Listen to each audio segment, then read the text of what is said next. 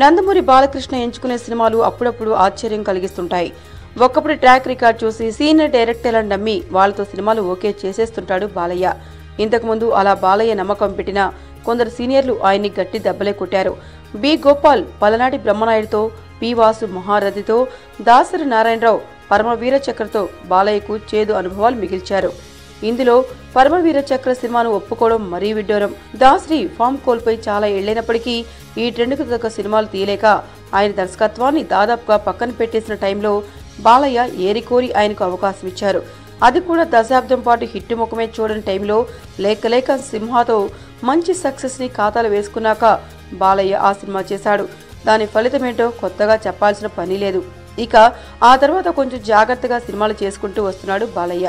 అయితే ఇప్పుడు గౌతమిపుత్ర శాతకర్ణితో కెరియర్లో బిగ్గెస్ట్ హిట్ అందుకున్న టైంలో ఆయన తమిళ సీనియర్ డైరెక్టర్ కెఎస్ రవికుమార్తో సినిమా చేయడానికి గ్రీన్ సిగ్నల్ ఇవ్వడం ఆశ్చర్యం కలిగిస్తోంది. రవికుమార్ చివరిగా హిట్ కొట్టి చాలా కాలమైంది.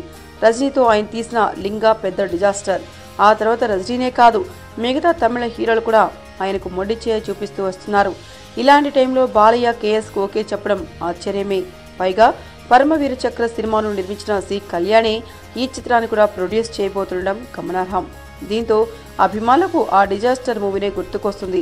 మరి కేఎస్ జాగ్రత్తగా సినిమా తీసి బాలయ్యకు మంచి ఫలితాన్నిస్తాడేమో చూద్దాం. ఏంటండి, వీడియో నచ్చిందా? అయితే ఓ లైక్ వేసుకోండి, లేదంటే ఓ కామెంట్ చేయండి. ఎప్పటికప్పుడు మా వీడియోస్ చూడాలంటే సబ్స్క్రైబ్ చేసుకోండి.